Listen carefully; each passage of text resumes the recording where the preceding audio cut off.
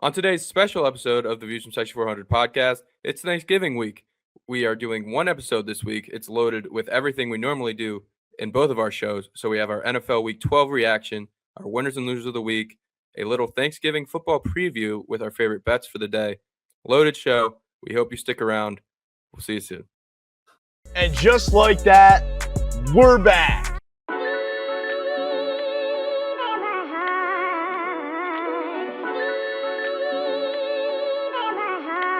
A16, turn me up.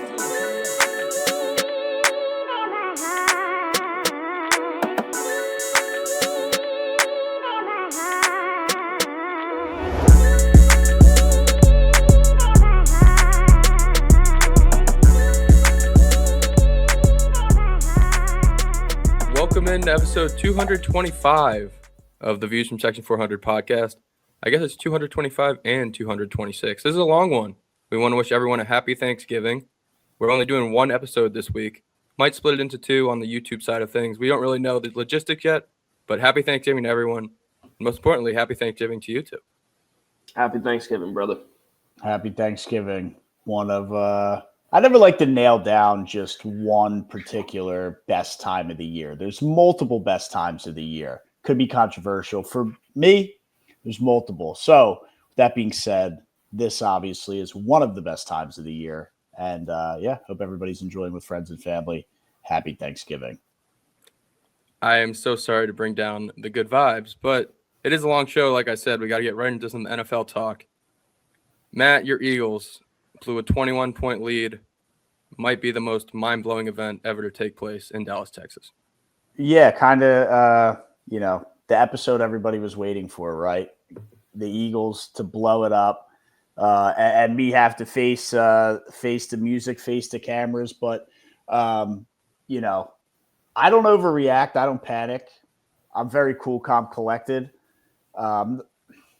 Is it frustrating and annoying, especially when they had that game in hand and everything was clicking on just at every level? Everything just looked good in that first half. And, it seemed like this was going to be a 42-7 final, and we move on to Black Friday football. But there's football is a tale of two halves. Eagles won the first half, 21-zip, and Cowboys won the second half, 24-zip. So that's kind of the story, a tale of two halves in this one. Eagles look great in the first half. Cowboys look great in the second half. A little bit of help from the refs, but I won't be a hypocrite.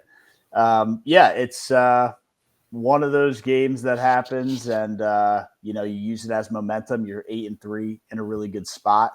I would say the offensive line needs to get healthy. Saquon Barkley needs to figure it out, whether that's him, coaching scheme, whatever. Kevin Patullo, what is Nick Sirianni doing? You can't allow Patullo to continue to call the offense. And if you're Sirianni, you have to step in and have some kind of offensive mind. You've been there the last 3, 4, 5, whatever years with this core, with these guys. It's not the end of the world. It's 3 losses through 11 games. I think I predicted before the season started, we would see some losses. It's always tough coming off a Super Bowl year. So I did see losses, obviously, in that fashion, the way they did go out. It stings. It's tough, but you got to learn from it. You got to get better. It's been a weird, and obviously just on the surface level with the offensive issues and everything, it's been a weird year for the Eagles, but their losses, like this game, I think they had 15 penalties. They fumbled the punt inside the 10-yard line. It's just, it's hard to win games when you do that. It's sloppy football. You turn the ball over, you're not going to win the football game. And to Jalen Hurts' credit, he cleaned that up. His part of the game that was a question mark early in his career, he has cleaned that up substantially. Used to be a weakness. It's not anymore. The problem is there's, 11 players on the football field for the offense and the defense. So didn't get help from some of the teammates. And ultimately, whether it's the quarterback or somebody else, multiple turnovers and a half will lose you football games. There's no way around it. The Saquon fumble too. Ugh. It's just things that don't happen, which is why I'm not pressing the panic button and saying this team's, oh my God, they're headed to the bottom. I mean, it's things that don't happen, but for sure. Reminds me a lot of what happened in Jacksonville a few weeks ago with the Houston Texans. Just it happens, right? Yeah. These are anomalies. They don't really happen ever, but when they do happen, you got to be able to shrug them off and come back next week and beat a team like the Chargers 35-3. So I got a lot of faith in you guys. You got a big matchup this week. Should be a very fun game. But I got a lot of faith in you guys to get right. Yeah, I like the bounce back spot at home against the Bears, who, they'll be feeling confident. They've been a good team. Yeah. I mean, 8-3, they're humming, they're playing well. Caleb Williams, to this point in his career, again, I'm trying to think of all the games he's played in.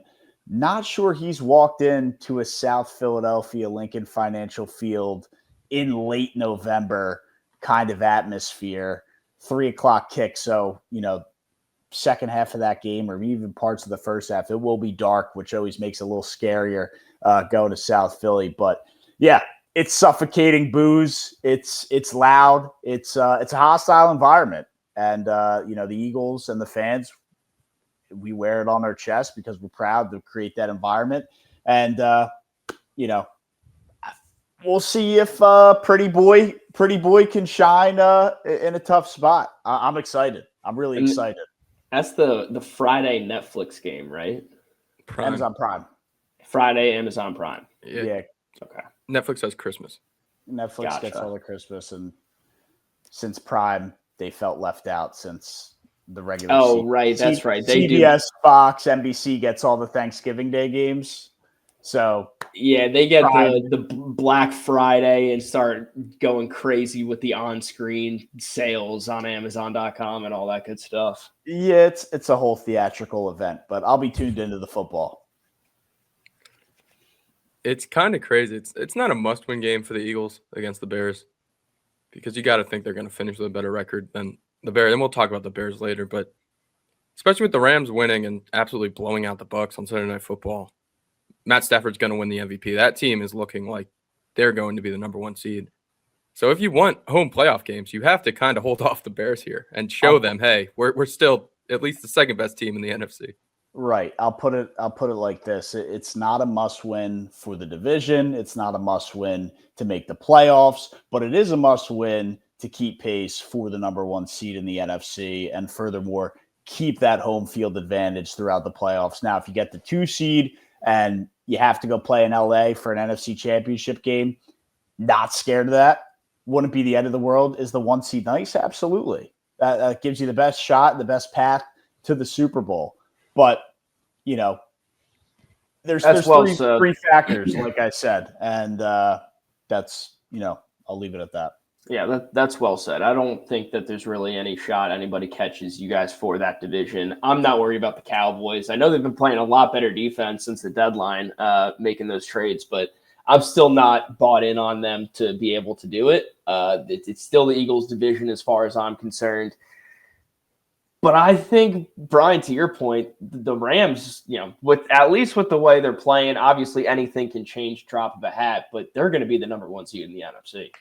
Yeah, they're going to be the 1 seed. Stafford's going to win the MVP, especially with Jonathan Taylor kind of falling off and Drake May threw a pick 6 against the Bengals. Can't really do that and then go ahead and win the MVP award. It's set up for the way the Eagles came back and won that week 2 matchup or whatever it was. It's set up for the Rams to beat the Eagles in the NFC Championship game because of how tough it is, especially a Sean McVay, Matt Stafford led, Rams humming on all cylinders type team.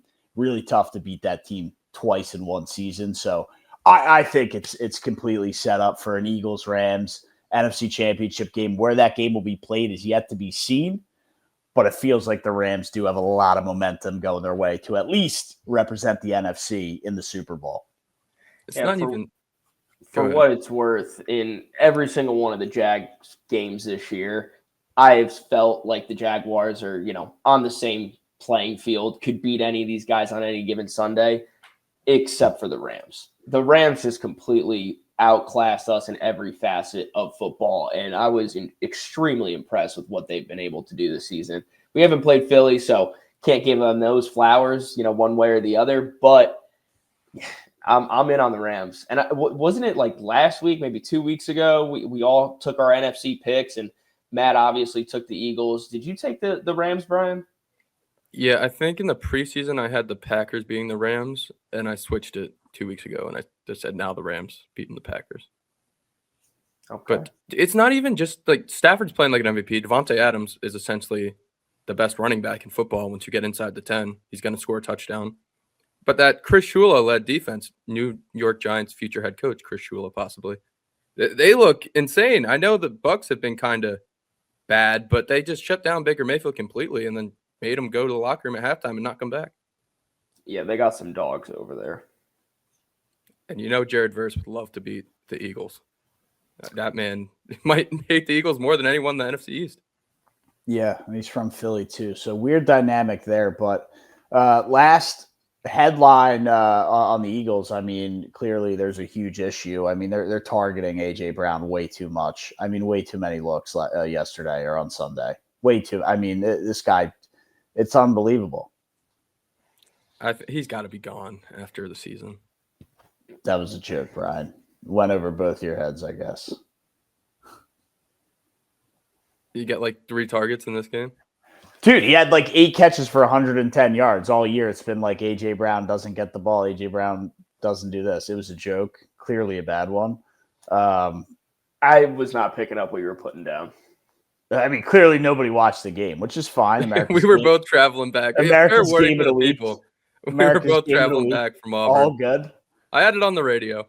I mean, A.J. Brown, it was early and often. They were feeding this guy like, it was soup kitchen night, and it was wide open. I mean, look, it was a funny joke because it's been like trying to create these headlines around A.J. Brown and trying to ruffle the feathers. But is it good that he's getting all these looks now? I mean, he had 8 catches for 110 yards and a touchdown, so it wasn't his problem. I wouldn't put it on the offense. It was a coaching loss. It was a coaching loss. Like I don't necessarily put it on a coaching loss, and the Cowboys got gifted 1 touchdown. I guess it was the second touchdown in the second half was from the ref. There was three third down stops and 3 like bullshit penalties that continued to drive. The refs marched him down the field. And again, that I won't use the refs as an excuse as why I still put it on the coaching staff for that loss, but they were gifted 1 touchdown by the refs. They were. You can go back and watch the drive. It's what it is. I believe you. It's happened plenty of times with my football team this year. Yeah, it was the NFL coming down and gifting 7 points. It's what it was. Nothing you could do about it. Yeah, and you can put on the conspiracy tinfoil hat and say this sets up a better, at least for casuals on Thanksgiving Day, looking at the records, a better matchup between the Cowboys and the Chiefs. That's exactly what it is. I said that last night, I think, to a couple guys who were Cowboys buddies texting me. I said, now everybody, can give a shit for a Chiefs-Cowboys Thanksgiving Day game. Cowboys 500, Chiefs 6-5. I mean, a 5-6 Chief team and a 4-6 Dallas game. Nobody wants that on Thanksgiving. Swifties. Yeah, I got to give it to you. Tinfoil. I'll keep the tinfoil hat on. I'm with you guys. Yeah. NFL scripted. Jack, to an extent. we should talk about your team. They Let's overcame talk Trevor about my Lawrence team. yet again and beat the Cardinals in overtime. A rare Jack, the only win of the weekend. Very rare. Yeah. Ultra rare. Wow. That's awesome. That is ultra rare. But yeah, we'll take it. We'll absolutely take it. Jags are back. I do. I mean, we absolutely dismantled the Chargers last week, which was phenomenal. After the devastating loss to Houston, and if we don't lose that if we don't blow that Houston game, we're 4-0 since the bye, which is Good by every stretch of the imagination. I am super bought in on this team right now. Do I think we can win the Super Bowl this year? No, I don't. But we can absolutely make the playoffs. Get Trevor Lawrence to the second playoff, see if we can do something, and just build on it, man. I mean, with Liam Cohen and the new regime, this is year one. We're exceeding expectations by my stretch. Beating the Chargers, beating the Chiefs, just great teams right now, and we're able to get it done. And give Arizona some credit, man. Jacoby Brissett is, he was a starter. He was a starter in this league for a long time with the Colts. Divisional guy, does not like the Jags, and he showed it. Yeah, he had himself a good game. Couple penalties here and there where, again, you're just like, how are these guys supposed to play football? Like Josh Hines Allen getting rough in the passer on like one of the nicest sacks I've ever seen. Just don't understand it, but we'll take it. We have not been able to win games pretty this year outside of last week, the Chargers, but I'll take it any way we can get them. It's also the most Cardinals thing in the world to have Kyler Murray and Marvin Harrison on your team, and Jacoby Brissett and Michael Wilson are the two that just become what they hoped Kyler Murray and Marvin Harrison would be.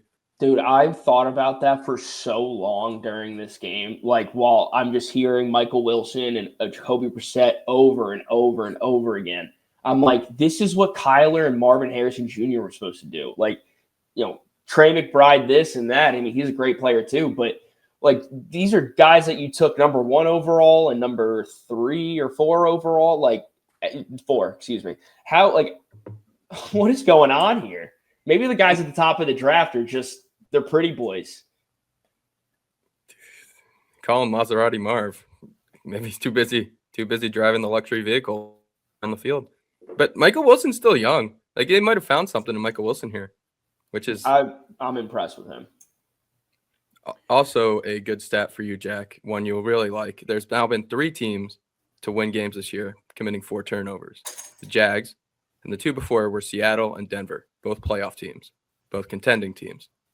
So you're grouped in a nice little trio there.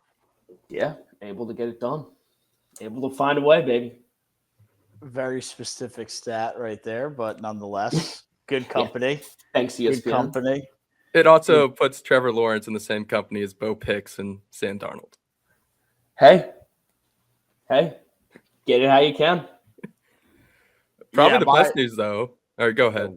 I was just going to, just if you want my 2 cents, not that Jack ever does, but for the people, my 2 cents here on the Jags and the Cardinals game, or at least, Cardinals are pretty much dead. Jacoby Brissett up how I would have Jonathan Gannon should not be a head coach. Different story, doesn't matter. Jaguars outlook, I'm looking at it like this. Hey, just won another game. Doesn't matter, up 10, down 10, turnover, not turnover. We'll see at the end.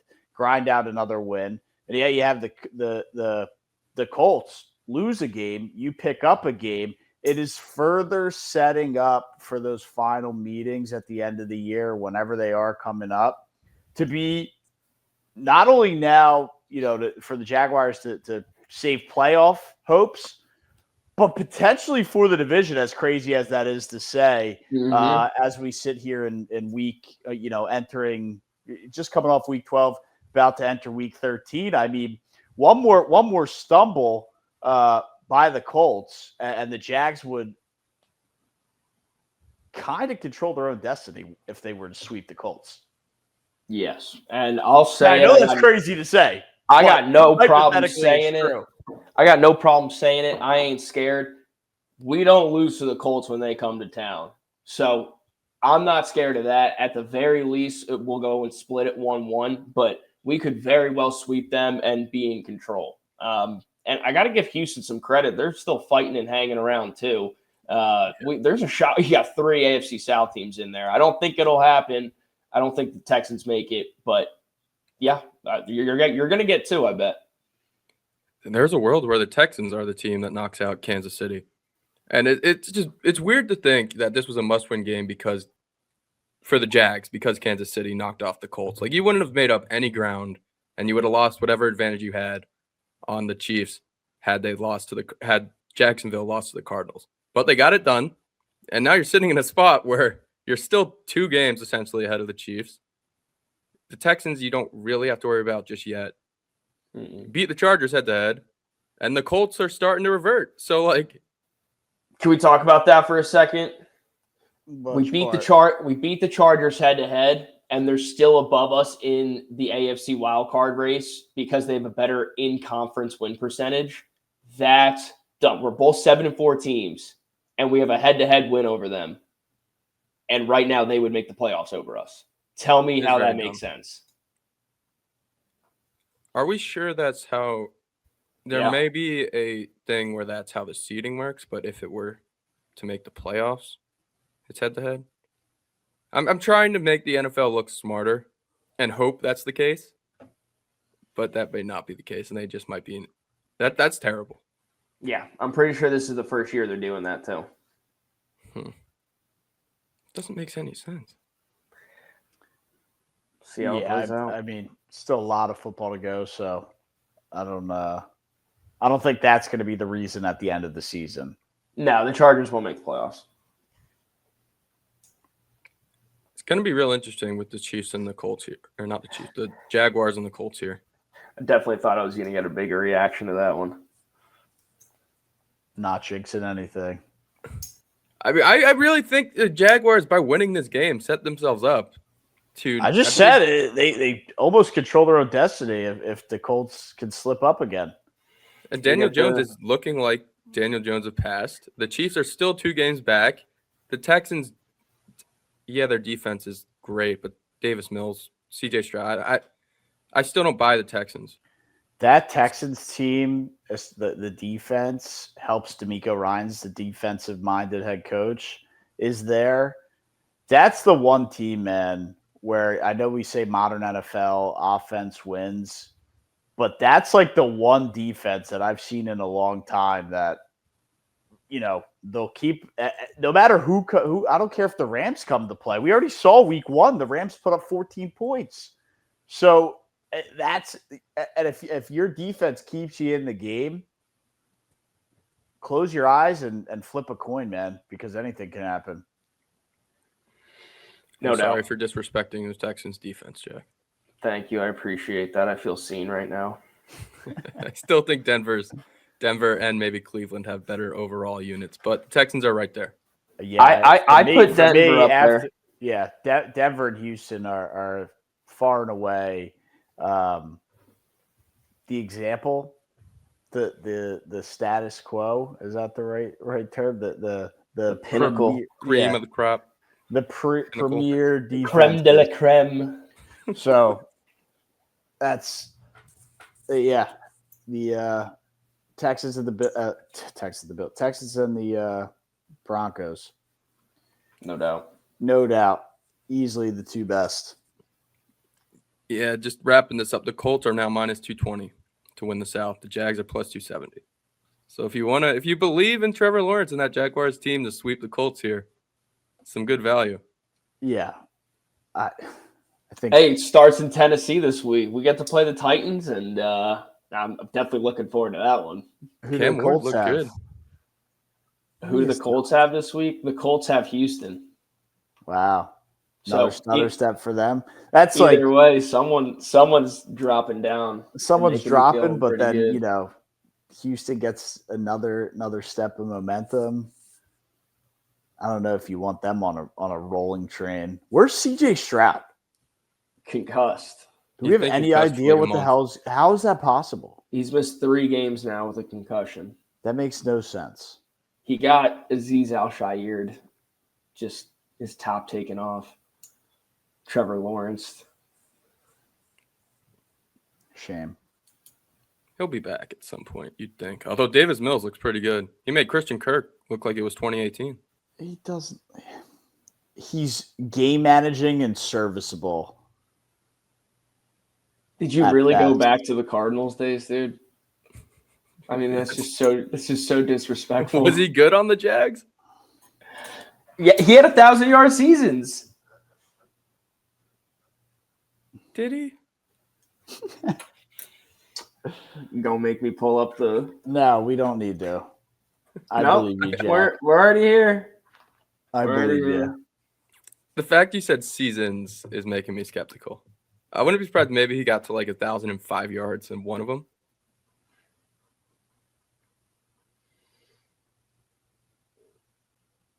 I'm just doing this so inefficiently right now. Yeah, how are you? All right, he had 1,100 in 2022.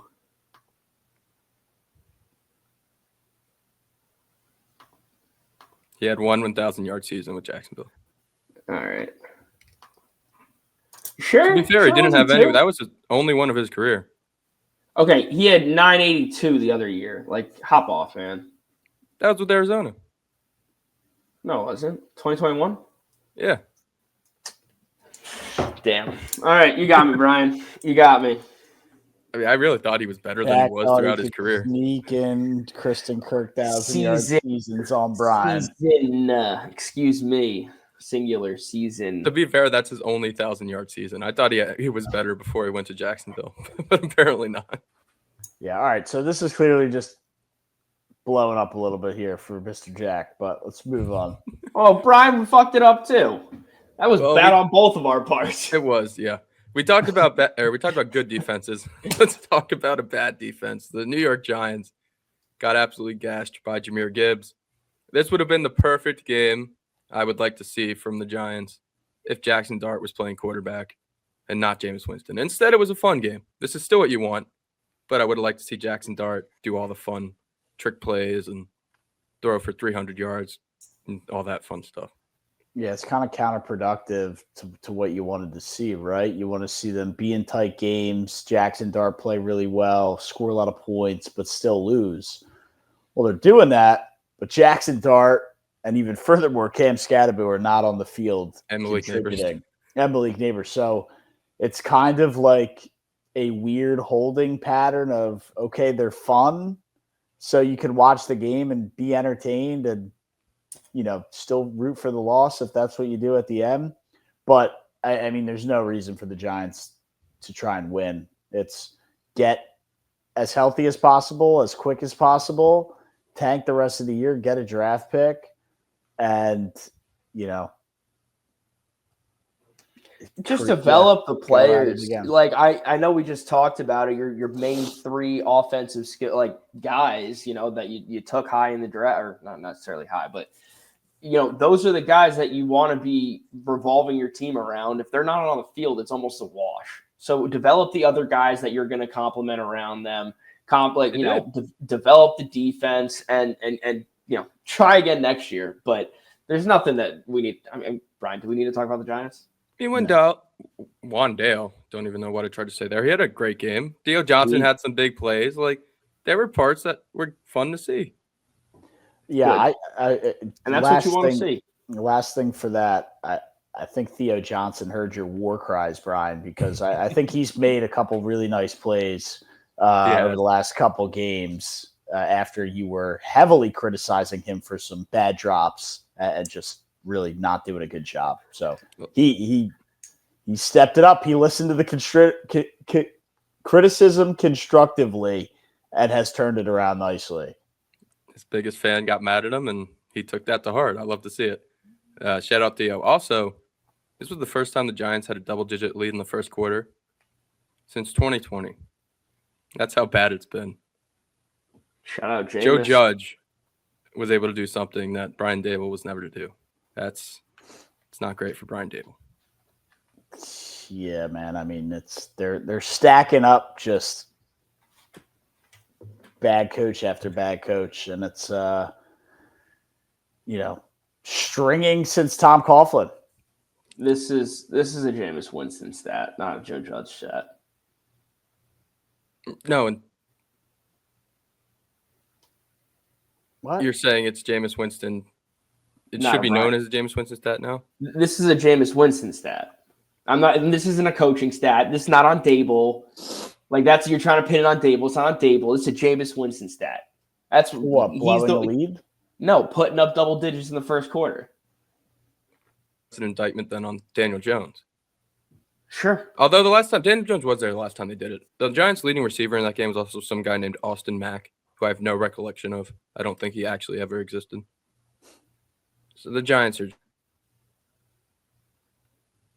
But yeah, What? shout out Jahmyr Gibbs. Hold on, Matt. Does he keep cutting out for you too, or is that just The me? Giants are just what, Brian? I stopped there. Did I cut out there? You said the Giants are just, and then it froze. Oh yeah, no. Either way, I just shook my head and said the Giants are just. Well, you didn't miss anything on the cut. Have I been cutting out? Yeah. On that particular one, for me, it did. I don't know if Jack's seen more or less. I feel like it happened like three times since we started talking about the Giants. Huh. Strange. I could try to switch computers, but I really don't feel like it. No, it's working I don't fine. think that's necessary. All right.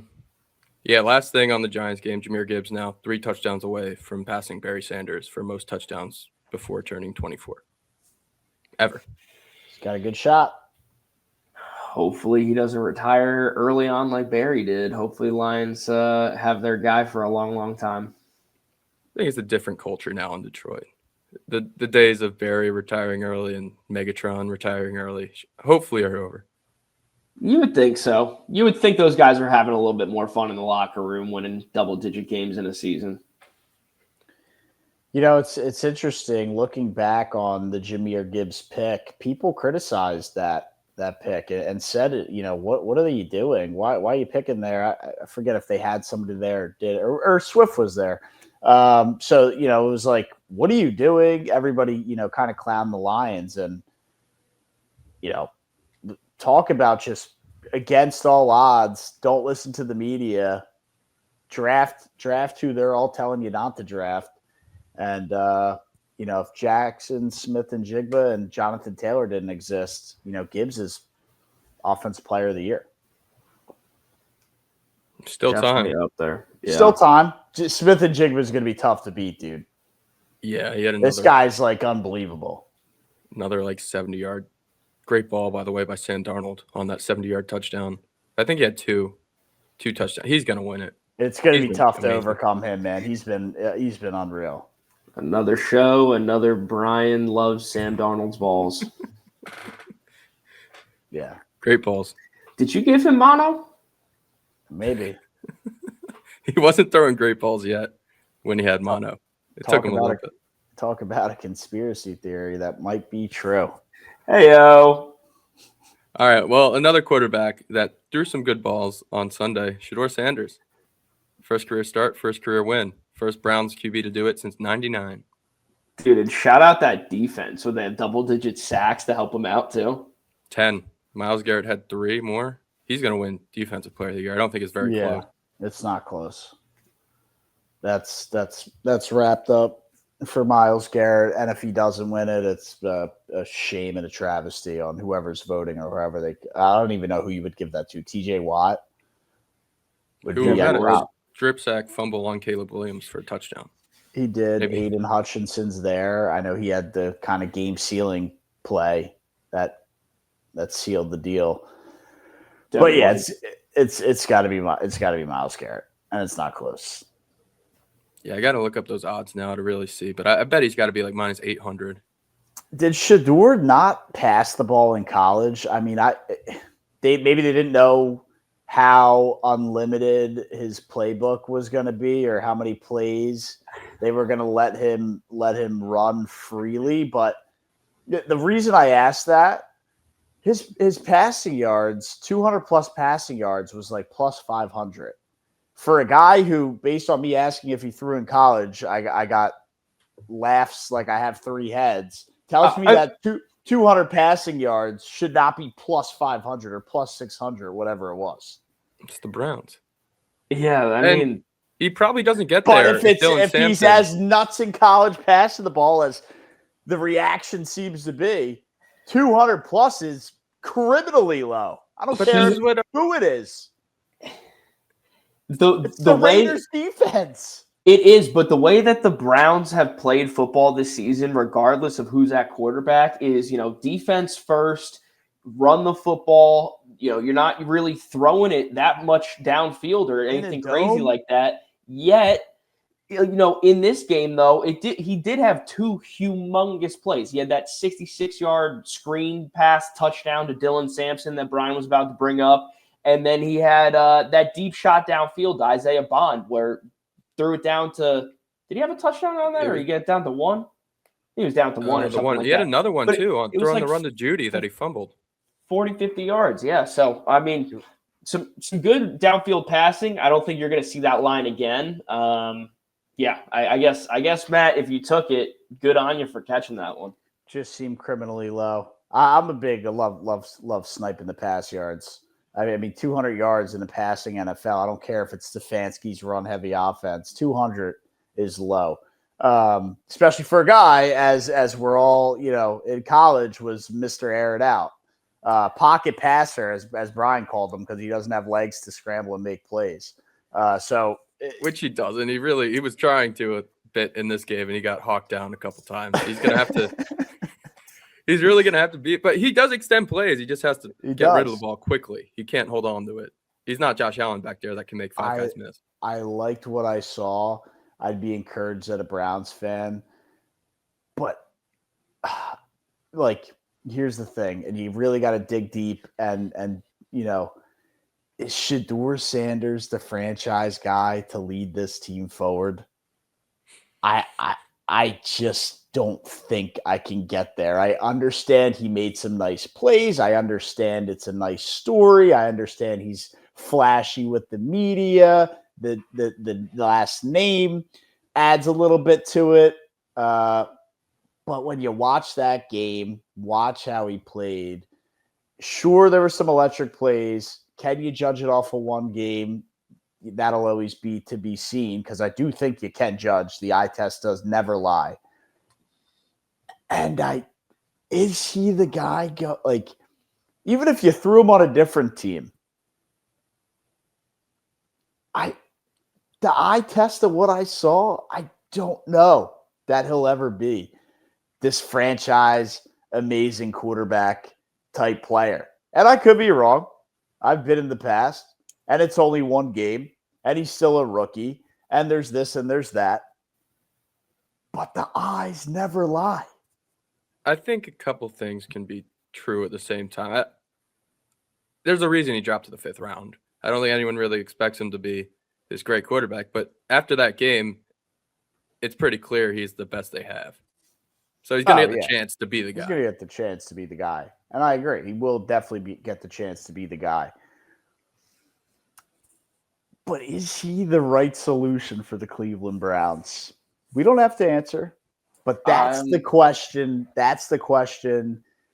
The $1 million question. The potentially set your franchise back another 5 to 10 years if you hand the guy 200, 300, whatever plus million when that's the time to give out a contract type question.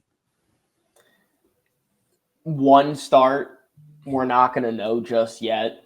But my indication is with you, Matt. I look at him and what do I see? I'm seeing maybe a career peak of Tyrod Taylor, who got to start a few games. Disrespectful. That feels disrespectful just because we know what Tyrod's done. Hey, he got to start a few games in LA and with the Chargers and in might not be Buffalo wrong with the Bills, with the Jets. I mean, he's been a journeyman, but he's had his time to shine. I immediately started thinking of Jacoby Brissett, and I just don't think he ever gets to that level. No, I think his ceiling's like Kirk Cousins. The most overpaid quarterback of all time. That also has won a bunch of games and thrown for a lot of yards in the NFL. I don't think he gets to Kurt's. I don't think he gets to Kurt's ceiling or prime Kurt, whatever you want to call it. I don't think he gets there. But at the same time, I think Tyrod Taylor's a little low. But if you had to go between one or the other, I would lean Tyrod over Kirk. And that's, whichever way we spice it, two quarterbacks who aren't that great. I'll say it like this. I can picture in my head Shadeur Sanders starting multiple wild card playoff games on ABC at 3:00 p.m. on Saturday. I don't think we'll ever see him anywhere near an AFC championship game or NFC if he ends up near there. But I can see him making the playoffs a couple times and leading his team to the playoffs and being the reason they made the playoffs. I think it would be on That because would- of the defense of Myles Garrett, not because of Shadeur Sanders. But I could see the wild card. I just don't think it'd be because Shadeur's leading them there. So let's look to next year, right? He's playing with the Browns. Maybe they win a couple extra games. We think that they could potentially be a playoff team. You said multiple wild cards. You think that he gets paid, like they pay him? I don't think that they see don't think enough the out Browns of him. will. If he okay, right? So he's probably going to be the starter next He's year. gonna be a backup. If he Tyrod Taylor was if he just plays average the rest of the year, he's going to get the opportunity to start next year. If they might draft another quarterback though. they Not could, early in- I don't See- think they'll do it first round though. He's going to get a couple years with Cleveland. He might make the playoffs once with Cleveland, but he's going to be good enough to where, and we see it every year. Justin Fields just got a starting job. Like, pay But him, here's the and they're thing. going to have a great defense, and he's going to make the playoffs. Justin Fields or Tyrod Taylor? Who's better? Who's had a better career? Tyrod Taylor. But I'm Tyrod's just been saying, there longer. all Shadeur Sanders has to do is be serviceable, and teams will continue to take chances on him. And this guy's had one start, but I just think He doesn't gonna be have around for a while. But the eyes are the eyes, Brian. potential The that eyes Fields are the has. eyes. maybe Case Keenum is the correct, not Kirk Cousins. Maybe Case Keenum is the correct. He'll be around, and you'll randomly see him in the playoffs every couple years. Here's what it is for the Browns. I don't think they're going to draft a quarterback first round. If they do, it'll be third, fifth, sixth, whatever. They get a quarterback. Shadeur's going to have every opportunity to start next year, and he probably will. If for whatever reason he lights the world on fire, and by lights the world on fire goes 9-8 or 10-7, and sneaks in as a wild card team, again, just speak it out loud. Somehow, some way gets that done. The Browns are going to give him an extension. They're going to give him a bag. That's next year. That's not, hey, he's got to make the wild card a couple times. And then if that happens next year, he's getting extended for a bag, $30+ million a year. And that's what the Browns seriously have to question of, is that really the way forward that we want? Is an aging Myles Garrett getting, would be closer to the end of that contract? And then Shadeur Sanders with a fat bag going forward? Do I think he's going to make the playoffs next year? No. Do I think they're going to have these multiple wild card runs like Brian thinks is going to happen? No. Yeah, But not necessarily with the I Browns. think if I'm a Browns fan, I think that's the worst thing for the franchise as a whole. Is if Shadeur Sanders goes out, wins 10 games, they make a wild card, and they extend him to 30, 35, 40 million a year going forward and lock up that type of capital in one player, fifth round pick, who will not be the guy. That's how I feel in the gut right now. And here's where I'm at. He's not taking the Browns to a playoff spot. And I think Brian agrees with that. And I think you agree with that. Brian thinks he's got a couple appearances. It's been one game for the guy. We're talking his whole career. I think from what we've seen, he could be good enough. To call him his ceiling is Tyrod Taylor right now is just disrespectful. Really good segment though. I like the conversation. It's the hottest in a division with Joe Burrow and Lamar Jackson. This man is not seeking the division. The division does not do him any favors. Although Joe Burrow's been Mr. Injury, so I put Joe Burrow aside. I mean, that guy's got his own shit to figure out. So when the Browns eventually, within the next few years, maybe even next year, draft their next quarterback, when it's Shadeur's time to go and be a free agent, maybe he takes the Tyrod Taylor, Case Keenum path of getting picked up as a backup for another team and then has to come in when someone gets hurt or this or that. Like that's the ego in the family will never allow that. Okay, then he'll Cam Newton and not be in the league. Correct. There is a very obvious path for him. Is it the CFL? It's the Dallas Cowboys after Dak Prescott ages out of the NFL. and Shadeur looks good enough with Cleveland, and Dion calls up Jerry Jones if he's still kicking, and is like, hey, let's make this happen. And then that's how he basically mimics Dak Prescott's career and is a mediocre quarterback that puts up regular season numbers and goes to the playoffs multiple times. That's what I think will happen. Sanders dropping an Easter egg, a little foreshadowing, wearing the cowboy hat up in the booth this past weekend. I'm just telling you, I could see Shadeur Sanders going I could see to a it. team. Look, Dak doesn't have, unlimited years left here. I mean, this guy is aging. Yeah, I just feel like I heard this a few years ago with Trey Lance or something. If Trey Lance, it was not Shadeur. Trey Lance.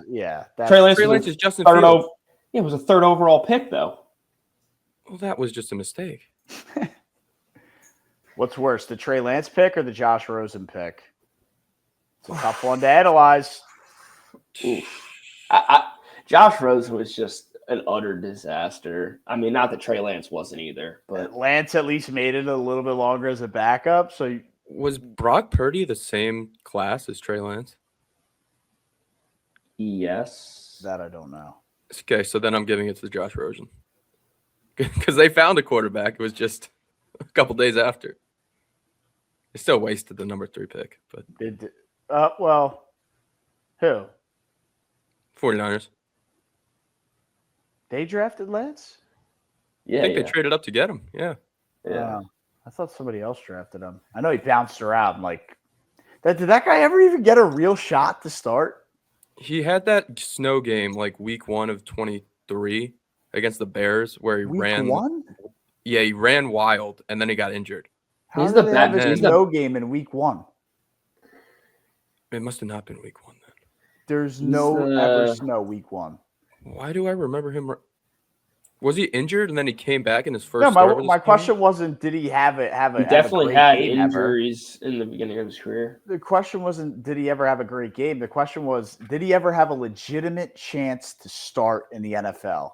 Week 1 and they let him start 8 games, or he came in week 4 and they let him go 8 games. Was there ever a stretch where Trey Lance was the starting quarterback of the football team and he played 4, 5, 6, 7, whatever plus games to prove? I mean, it's kind of crazy to think about because I don't think he has had a chance like that.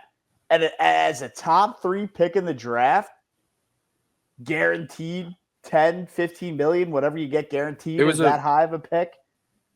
It was a rain game. In 21, he started 3 games as a rookie. 22, he had week 1 against the Bears. He ran for 54 yards. Thought he ran for more. And then he got hurt week 2 and never played the rest of the year. 23, he didn't play. 24. He's on the Cowboys. He was on the Cowboys. He had 1 start in the last week of the season. And this year he's backing up Justin Herbert in LA. Yeah, so it was that he didn't start this first year, and then he had a chance his second year, and he got hurt. And then Purdy just must have took over. Yeah, and I just cannot for the life of me remember who started for the 49ers at quarterback that year. Was it Kaepernick? No. That must have been too late. 21 was way too late. Back to my point. Has the guy ever had a legit chance in the NFL? And if the answer is no, that is insane. No matter how. I mean, Jamarcus Russell had a freaking shot at it for crying out loud. Garoppolo. He was number 1 overall pick. Oh, Garoppolo. Lance is number 3. That's exactly the point I'm trying to make. No, that makes sense. Yeah, they had Garoppolo, and then Super Bowl that year? He couldn't cut it. Was 21 2020 COVID year, right before COVID. They went. So it was the year before. They went to the 21. Super Bowl, they didn't go. Lost in the Super Bowl. Then 2021, Lance got drafted right after the Super Bowl. Yeah, they gave Jimmy Garoppolo another season after they lost in that Super Bowl, but he couldn't cut it. Again, he was terrible. Trey Lance, number 3 overall pick, never a legit chance to start in the National Football League. Yeah, but Matt, you earned that opportunity. As the number 3 pick, I think you earned the opportunity right then and there on draft night. Well, he did. Well, okay, so you sit the first year. That happens. You sit the first year, that happens. We see that happen with first-round quarterbacks all the time. And then the next year, he does start week 1 and gets hurt. And then the guy they brought in just lit the world on fire. I mean, that's how you earn your spot. You got to come in when you do get your opportunity. Like when the Jags were beating the crap out of the Chargers the other day, 35-3. No, I don't expect the Chargers to ever sit Justin Herbert in for Trey Lance if Herbert's healthy. But you go out there and you start dotting it up, and another team might take a chance on you. And he just, like, every time he gets in a game, I don't see much from him. But He played in the Hall of Fame game this year. So That's about as low as you can get. Injury derailed his career over athletic ability. Yeah, I forget what the injury was, but it was definitely his lower body, and half of his draw was he just could run everywhere. So you can't do that. Yeah, he never had exceptional arm talent. I can't say I watched much of him in the FCS, but yeah, he something was tells like me he didn't. North Dakota State. I mean, this guy was advertised. I mean, he went number 3 overall. We didn't watch him live, sure, but the highlight clips were floating around for months leading up to that draft. Yeah. Was that the Christian Watson draft? Was he him and the Christian direct Watson successor? dogs? What was that? I have no idea about Christian Watson. No, yeah, he's talking about Christian Watson went to North Dakota State as well. But I think Lance, what Brian was saying. Yeah, I think it was Trey Lance, Carson Wentz's successor, and I think the answer is yes. I think it was directly after. Yeah, because Wentz was done in 2016, and if Lance was done at NDSU in 2020, timeline adds up. Then you wonder why they were a dynasty. Yep. And then my question was Christian Watson there with Trey Lance? But I don't even think you guys knew Christian Watson went to North Dakota State. I did not. So there's that. All right. That timeline makes sense too, though. I'm more familiar on the SEC instead of the FCS. I don't even know what else about Big Sky. Yeah, is it Big Sky? A lot of top 5 draft picks entering the NFL out of the FCS. All right, the Bears might as well be an FCS team. They're 8-3, but their point differential is -3. For context, in 2022, that Vikings team that we all called frauds, they were 9-2 through 11 games. They had a +5 point differential. So Chicago's well behind them. Steelers were in this game all day. Thought they could have taken control and maybe win this game.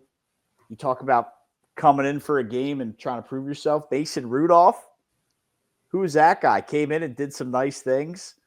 Maybe a team takes a flyer. That's putting it nicely. But ultimately, the Bears needed it more. And for the Steelers' case, the 1 year all in on a bunch of old guys shows you that, it'll look cool for 5 weeks, but the football season doesn't end in 5 weeks. You got to get a whole season, and you're seeing the wheels fall off that train quick. Yeah, I feel so bad for Steelers fans. They were told, like, the Ravens are going to win the division. I don't care if they're 1-5. And that's exactly what happened. I mean, we kind of all saw that coming, right? Yeah, but if you're a Steelers fan, you got to be like, what do you mean we're 5-2, whatever I thought they could have stayed afloat for a little longer, but it came crashing down fast. I mean, it's just like this is Arthur Smith's fault. It don't get it twisted. We might have a losing season for Mike Tomlin for the first time ever, and that's a 20-year sample size. Who do they have left on the schedule? They got to get to 500. Dude, it's in jeopardy, Brian. Oh, they host the Bills this week. Oh, that's ugly. They host the Bills, then they go to Baltimore, then they host the Dolphins, then they go to Detroit, then they go to Cleveland. Dolphins are playing good football, man. And then at Cleveland, not a fun place to play, especially when the franchise quarterback Shadeur Sanders in town. They finish with the Ravens at home. they could very well win like 2 more games. Giving them a 7-10 final record. Yeah, like Jack said, Miami looks good too, but Miami won't win in Pittsburgh. That's Looks just good. No, that won't.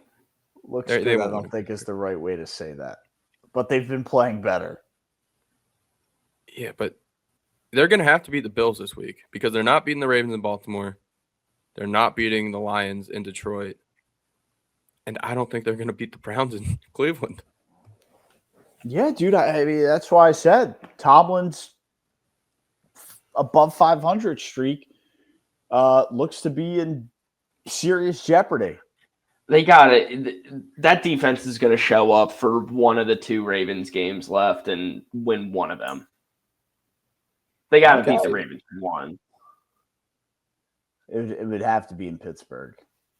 The last game Week of the season. 18.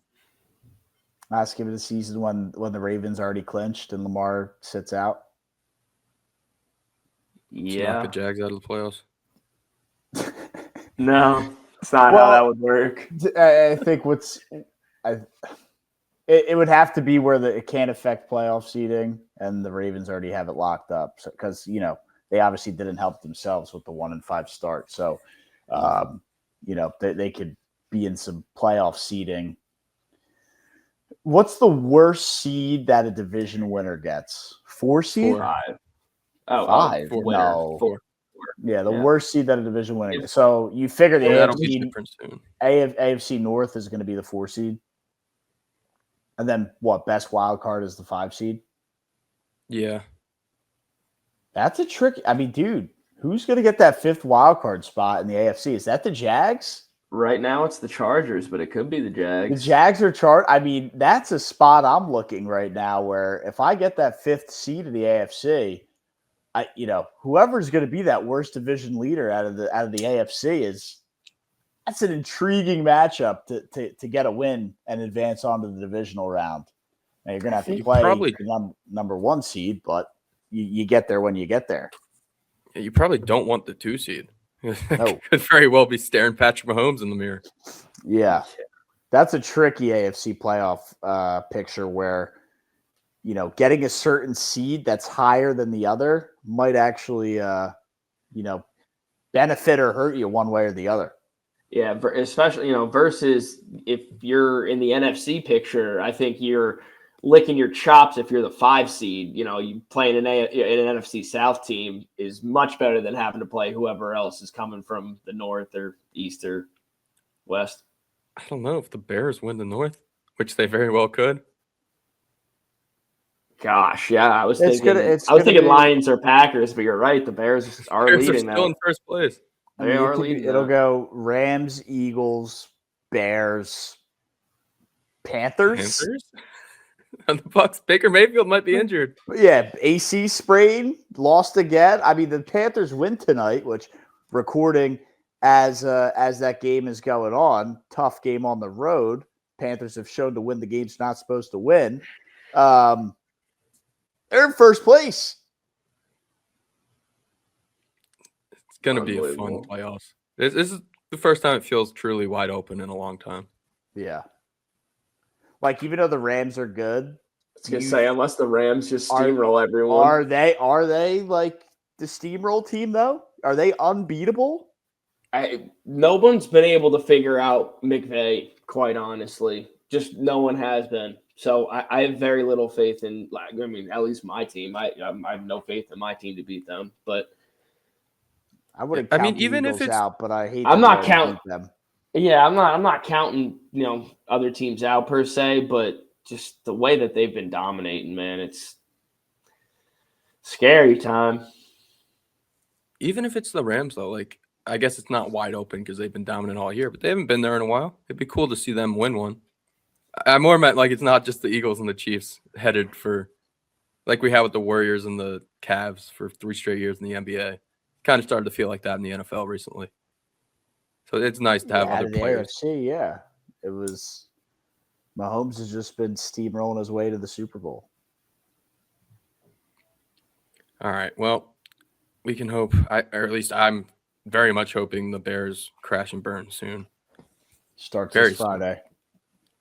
Anything else before we get to the fantasy recap here? The Patriots, the Falcons, the Seahawks. Can't speak. Patriots, the Falcons, and the Seahawks all won. We expected all of that to happen. The Falcons are still dead. They're starting Kirk Cousins. Suck. Yeah. Yeah, it's a 2-horse race in the NFC South. It's the Panthers and the Buccaneers. I hope the Panthers win that. That'd be so much fun. So do I. So do I. Imagine a Panthers and Patriots Super Bowl. Oh, These are stop two it. sleeper teams. The Panthers can't Stop get to it. They can't get to the Super Bowl, but they can get to the playoffs.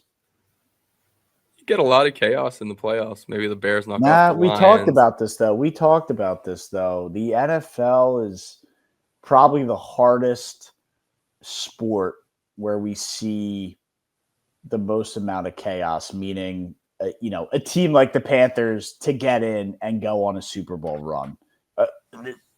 Maybe you say the Giants back in 2011 or 06, whatever they had the last team in wild card run to win it all. That just doesn't really happen in the NFL. Yeah, even 11, like Eli Manning was playing like an MVP that year. I know no one wants to give him credit, but 2007, those Giants had no business. So that was probably the last like true Cinderella run, 9-7, you go on a run and win it all. Like that. This set, it doesn't happen anymore. It does it or really ever. I mean, even that Giant run is, kind of an outlier. I'm trying to think. It's really just been very chalky. You see a team playing really well, and they usually, kind of get into the Super Bowl and win it. Yeah, the last Cinderella that lost was probably the Bengals with Burrow when he went up to Arrowhead and then lost to the Rams. Yeah, but they had an electric year that year. It wasn't like they snuck in as a lot. I think they were a 12 or 13 win team, no? They were good. They might have lost the division, though, because they played every game on the road, I think. All right, as we do every Tuesday show here, after we recap the football, we recap the Views Fantasy League. So, Jack, the floor is yours. Yeah, we had some people put up some points this week. I got to start it off with Njigba's die every day. 9-2 at the top of the league with Cooper DeJean, also 9-2, who should be getting the win tonight. He's going to need Bryce Young and Rico Dowdle to combine for a mere 13 points to get the win. So I've got faith that Cooper DeJean and both in Jigbo's die every day, who's going to beat me this week, moving to 10-2 atop the league, just sort of week in and week out dominating. Don't love to see it as I am fighting to stay in the playoff picture, but good for them. Got to give, ripping darts the thorn in my side since the day I met him. He's killing it. They're killing the league as well. He's number 3 in the league, getting another win this week against the 4 seed. So, yeah, a lot of the top dogs. They're getting richer. The rich get richer. That's what's going on here. I'm sure you're very excited for that trash talk after your brother beats you this week, Matt. I've seen Stranger Things. And no, not the TV show.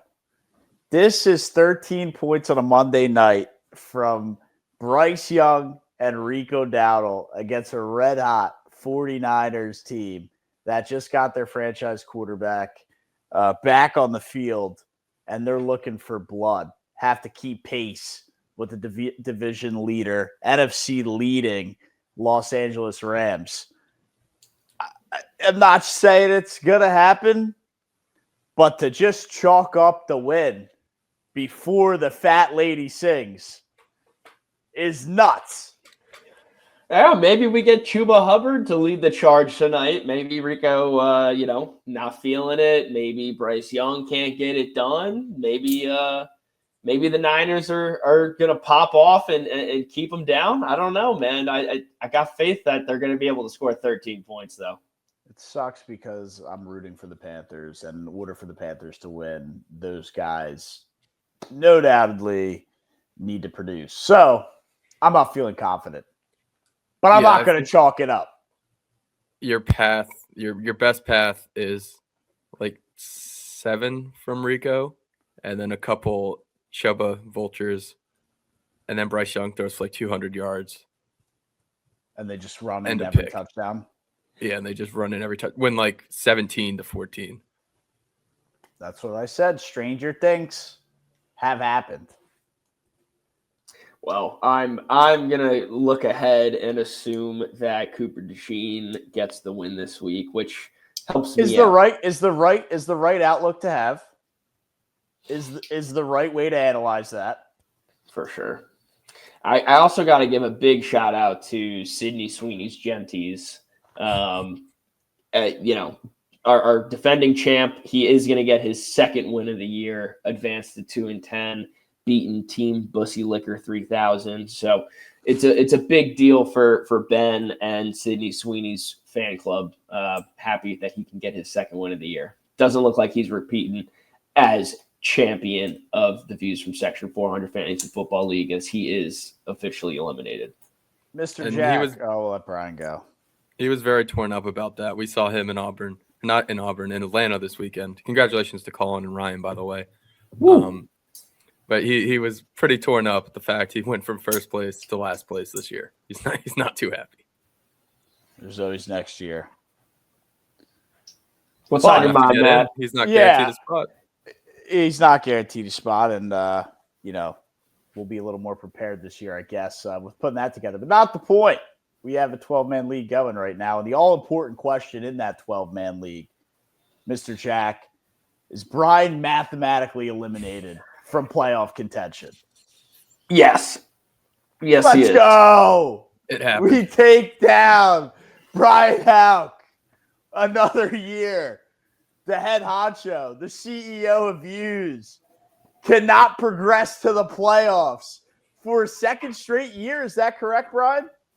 Second straight year. And 2 years. The league's been around for 2 years. Brian's played 2 years. No playoff appearances for our dear leader here. And I was really trying to. I played my guy Noah this weekend. Was making all the pickups, and then for some reason let him convince me that Brian Thomas Jr. was going to play. So I didn't immediately put in Emmanuel Wilson in his spot. And then, of course, waking up hungover on Sunday, did not realize Brian Thomas Jr. was out yet another week. Wouldn't have mattered, but it would have been a little bit closer.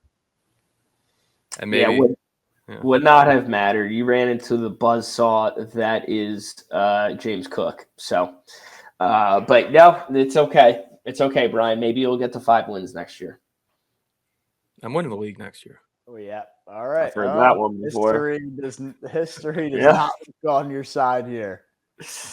Well, I think I'm going to lose this week unless Brock Purdy, CMC, and George Kittle can combine for legitimately 100 points tonight. I got 181 put up on my head. But unless they can combine for that, I will not continue on my win streak and fall below the playoff line potentially. Yeah, dude, I'm in a massive free fall. I think I was 7-1. Oh, I did win last week. I don't know. I had a crazy record and about to be 7-5. So really, really need to. I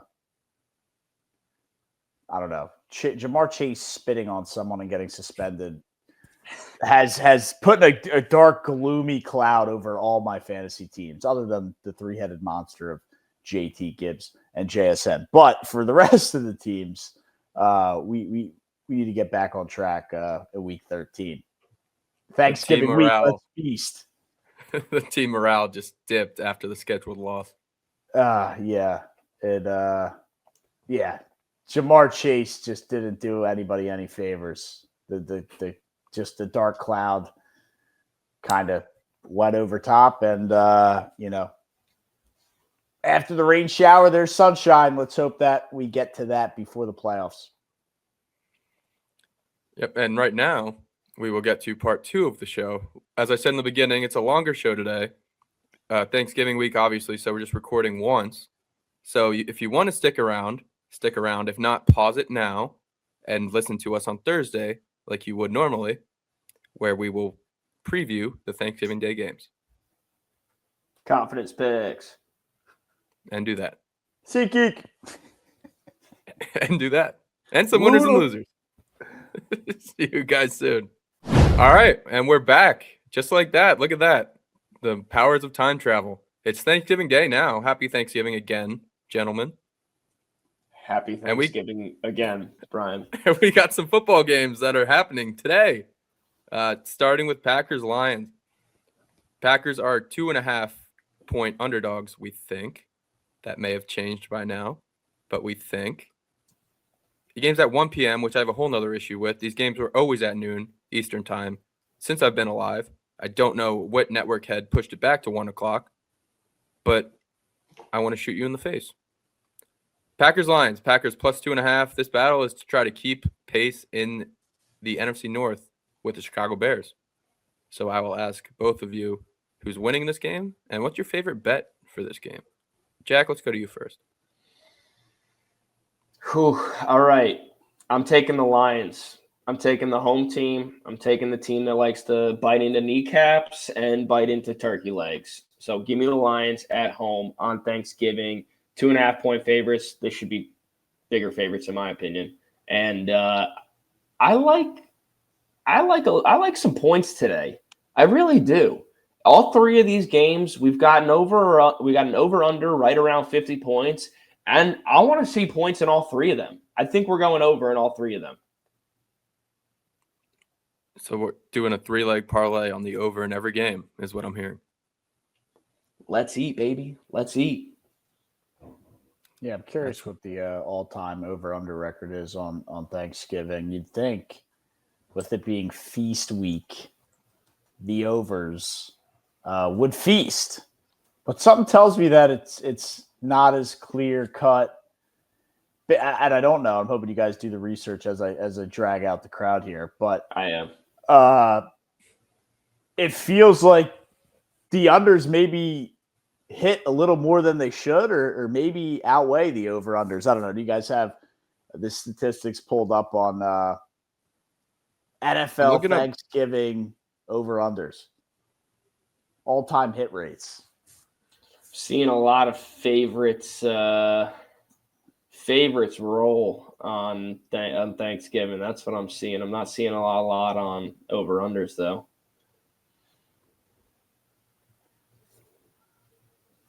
Come on, Brian. This is your bread and butter when you're behind the glass. I'm finding you the scores, but I don't know the true over-unders of them. Yeah, that's true. Probably, pretty tough thing to look up. So 2023, we had a lot of points in Packers-Lions. So it's 29-22. That would hit this over-under. That wasn't that long ago either. Cowboys-Commanders was 45-10. And 49ers-Seattle was 31-13. So that may be 3 overs there. 49ers-Seattle may have gone under. Maybe. But that would be close. Yeah, that is close. I would think that one might have gone under. 22, Bills 28, Lions 25, Cowboys 28, Giants 20, Vikings 33, Patriots 26. A lot of points. A lot of overs. Look like they're hitting. I like the overs. I like them too. My favorite bet for this game, I do think the Lions are going to win. I also think a David Montgomery touchdown might be the biggest lock of the season so far. Jahmyr Gibbs just went crazy, short week. Montgomery's going to get a lot of usage. He's probably going to score. Might score twice, but I will take him to score once. And I like Jameson Williams to get about 50 receiving yards in this game. I think his line will be around 50. Didn't have a catch in the last game against the Giants. Seems like whenever he goes catchless, Campbell wants him to get him the ball. That's a great call. I'm definitely backing that, considering the fact that he didn't have a single reception last week. They're going to be targeting him. I'm not sure what the Packers are going to be able to throw at him as far as speed goes down the field. So I like Jameson Williams in this one. I'm going to be taking a look at his props. Maybe receptions, maybe targets, definitely yards, and maybe we get an anytime touchdown as well. I was thinking the touchdown, but then I was like, I already have Montgomery. So I kept it simple. But I do like the JMO sneaky touchdown. Maybe the first touchdown. That'll be a nice line. Oh. All right, yeah. Matt, what are you rolling with here? I also I didn't know if you clarified it or not. Are we going each individual game here? Am I throwing out picks for every game, or just Lions Packers? You could do either. Jack kind of just went ahead and gave an over for every game, but if you want to just I do the got you. Lions All right. Packers, we'll. Just wanted to make sure I was doing what we need, but I'll keep it separate because I had 3 separate parlays cooked up. But I would go with the Lions money line. Gonna take Amon-Ra anytime touchdown, and I'm also gonna take Jahmyr Gibbs anytime touchdown. I know he just had a field day. I don't see why it has to stop after 1 week. So give me Gibbs to get in the end zone, Amon-Ra to get in the end zone, and the Lions to win on the money line. Not sure the exact odds on that, but probably pretty solid. And the Lions, they play at 12 noon. The Fox cameras, the overs are hitting in years past. I like a lot of points. This sounds like a very fun graphic that I will have to make for Thursday morning. It's the squad ride the Lions play. We have 4 anytime touchdowns with the over and the Lions. Yeah, that's gonna be a juicy parlay if you try to put that all together. But It's happened before. Crazier things have happened. Yeah, it definitely has. All right, Brian. Chiefs and Cowboys. The NFL did a great job of having both the teams win last week to set up a game that everybody, the Cowboys on Thanksgiving, Patrick Mahomes. Does this have potential just because it's on Thanksgiving to be the most viewed game this year? Oh, I think for sure. Cowboys fans versus the Swifties versus all the Chiefs bandwagon fans. It's going to be a lot of views here. On Thanksgiving. And it's kind of on Thanksgiving, kind of between the lunch crowd and dinner crowd for Thanksgiving. Yeah. It's in the best slot of the drinking crowd. Yeah. Drinking the crowd. Best slot. It's 8 I have off the next day, but decent amount of people actually don't who wouldn't know that, don't have off the next day. It is a working day. Brian will be working. So, 8:00 8:00's a tricky window to continue the party. A lot of people have to pack it in so that, start drinking around 3, wrap it up around 7. The 4:00 window to me is really just, and it's probably not a hot take. It isn't a hot take, but that 4:00 window, prime time. Yeah, if you want to know a bet that's an absolute lock, it's for me to fall asleep about midway through the second quarter of the 8:00 Thanksgiving game. I don't think I've made it through one of these in the last 5 years. We're talking Thanksgiving locks, over under half a pound of mashed potatoes, taking the over every time. How do you like your mashed potatoes? Do you like the skin still in them? Filling. I don't know that I can get there. Don't really care. Never met a mashed potato I didn't like. That's a very fair take. Fair take. All right. Actual game here. This feels like a loser's cooked game. Cowboys more so than the Chiefs. But whoever loses this game is going to have a really tough road to make the playoffs.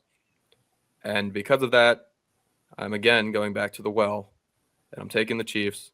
They're -3. I might have to bet that all the way up to like -6.5. This feels like the coming out party, or the re-coming out party for Patrick Mahomes and this offense to just go crazy in the Dome, on Fox, on Thanksgiving. Travis Kelce's eating the turkey leg after he scores twice.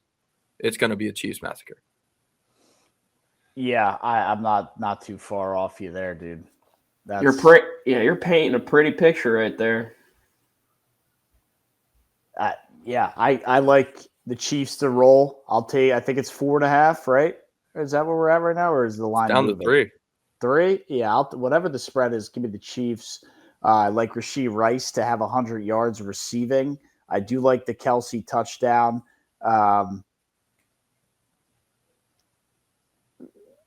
Maybe Kelce 2 touchdowns, but I do like, I could see it a nice 6 for 120 out of Rashee Rice. Kelce gets 2 TDs, Chiefs spread. Yeah, the more I'm thinking about this game, the less I like the over, and that really really pisses me off because I really want to see all the overs and all the points and all the scores. But it's just something like the Chiefs just don't they just don't have the guys. And that's like been the struggle this year with Rashee Rice missing the first 6 games, and he's great. He is awesome, but like Travis Kelce has hit the wall, and he can show up for a Thanksgiving game, but Noah Gray got knocked up, popped last week. He's banged up. They have not found a solution at running back. They have Patrick Mahomes is the best running back on the team. I don't know, man. Like Xavier Worthy, just not great. I mean, whether that's you want to put that on Andy Reid or him or what, but just hasn't been able to produce the way that you would think a guy that you take that high would. So I don't know, man. I just have a lot of doubts. I don't know how they get all these points that you're talking about, Brian. Like who's coming out for them? Like Tyquan Thornton? Is it a Tyquan Thornton game? Might get a couple big Xavier Worthy catches. Receiver Clyde Worthy, Edwards-Helaire. Rashee Rice has already been a dog. Kareem Hunt just rushed for 100-plus yards this past Sunday. I know you guys were traveling, but that did happen. Travis Kelce's 54 catches, 674 yards, and 4 TDs so far this year. People want to say this guy lost a step, which he might have, but he's, pacing for 1,200-plus yards here. 80 catches and 8 TDs. He can still pick his spots. And I think what better spot to pick than Thanksgiving when all the Swifties will be watching, when everybody in the world will be watching. He's going to have a big day. Yeah. Jack, I know you're – how many yards is Kelce at? I'm not doing it. Come on. No, it's Jack's has to math check me, dude. I know it's a weird angle he takes. But the math wasn't. I get it. It's I was a little games off, but he's pacing for over 1,000. Yeah, that is true. They've played 9, 10. How many yards is he at? He's at 675. Oh, okay. I So thought you said 1,200 wasn't that crazy. I know, holy shit. He'll get 1,000. I thought he was in the 400 range. No, he's almost at 700. Yeah, maybe. Look, you got Patrick Mahomes. Travis Kelce is really good. I mean, we're also discrediting Rashee Rice here. Rashee Rice, he's great. You guys watched this guy play football this year? Yes, he is great, but I just I haven't seen enough from them. And I look back to last week with the Colts, and I know the Colts are a good team. They got a good defense. They just traded for Sauce Gardner. They're playing a little bit more, hype or whatever. But they kind of shut them down for a lot of that game. So I don't know. I'm not really seeing it, Matt. Well, so are you taking the Cowboys here? See you on Thursday. Did Kareem Hunt really have 100 yards rushing last week? He did. Yeah. No running game. Yep. All good. He had a lot of carries. He's their leading rusher with 450 yards on the season, Matt. They don't have a running game. Jonathan Taylor does that every other game. It just emerged last week. You'll see it again on Thursday. They just didn't know who their running back was. They thought it was Pacheco. And it's 40-year-old Kareem Hunt. All right. I'm not buying into this team, man. There's a reason why they're not in the playoff race right now. Yeah, I get you. Got to defend the Jags because if it's the Chiefs, then it's not the Jags. So I get it. Not gonna count. They're my new Panthers. Yeah. Who, the Jags or the Chiefs? No, the Chiefs. I can't believe in them because it directly means that my team is going to be not as good. So I can't have it. Sorry, Matt. I got you. Well, I mean, I'm not going to root for the Cowboys, number one, especially off of what we just came off of.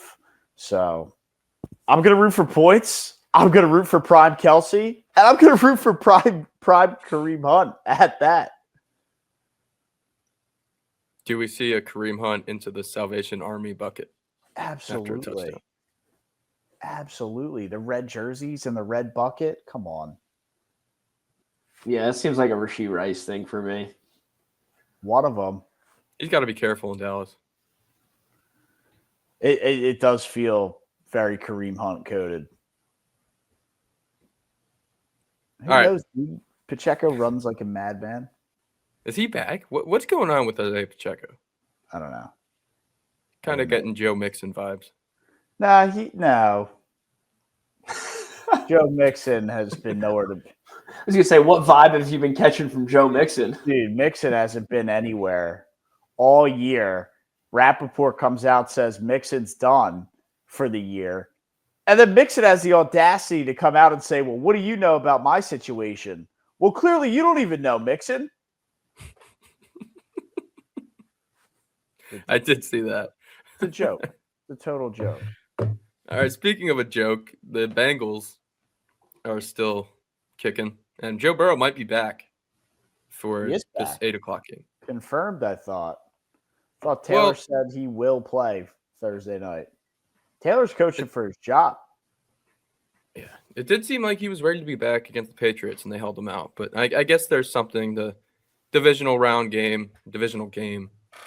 I don't know when the Bengals are going to see a divisional round game next. Divisional game against Baltimore, Thanksgiving. I guess you want to keep them for that.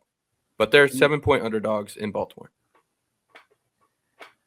Yeah, it helps. As they should Baltimore. Be. Yeah. I think if I'm Baltimore, I'd rather see Joe Burrow than Joe Flacco. And I don't say that lightly. I really don't. But that's kind of crazy. Burrow playing a game and a half to this point this season, Joe Flacco, who has looked really freaking good, get Jamar Chase back this week. He has.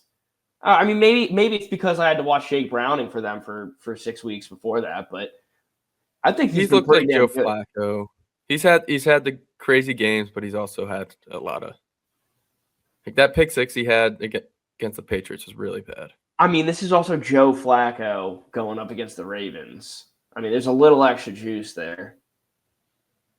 I'd want to see it. I'd want to see Joe Flacco over Joe Burrow. I mean, unless Joe Burrow is going to come out like, oh, yeah, I'm totally healthy and healed and I'm slinging it for 40 completions. He just had a whole week of practice. Hopefully, Brian, hopefully. I'm just saying, I think this is like a ramp-up week. I just hope that we see a really prime game from him if we're not getting Flacco. I'm a Flacco guy. Something about him I just trust. I mean, yeah, I've been all aboard the Flacco train these last couple of years. He's fun quarterback at his stage of career. But in terms of picks for the game, I expect a Ravens win at home at night, prime time. It's just they need it more. They're still more alive. But I would go Zay Flowers 60 yards. I think Henry gets into the end zone, and if you want to sprinkle Jamar Chase in the comeback game after spitting, maybe there's something there. But I think I would say my favorite out of all those is Zay Flowers 60+ yards. I think he just gets open at will, and Lamar has been finding him this year. Yeah, kind of on the same wavelength. I really like Lamar Jackson to get 2 passing touchdowns against the Bengals. Really non-existent defense. He's had a couple of dud weeks. The Ravens have looked strange the last couple of weeks. Kind of a complete 180 from when their offense was unworldly and their defense couldn't stop anything. Now the defense is good, but the offense can't do anything. But if there's something that'll get you on track, it's against the Bengals defense. So I like Lamar to throw for 2. I do like the Bengals to cover, though. Not if this line gets under 7. If it stays at 7 or gets over 7, I like the Bengals to cover. The tale of 2 seasons for the Ravens. To your point, Brian, the offense, defense. Now the defense is good. It's like, where did that come from? But I'm hoping Lamar can turn it up for this one. I would expect him to. Everyone's been able to turn it up against the Bengals, so give me the Ravens. Really like them this week in a huge bounce back spot. I like Matt's play of Derrick Henry anytime touchdown.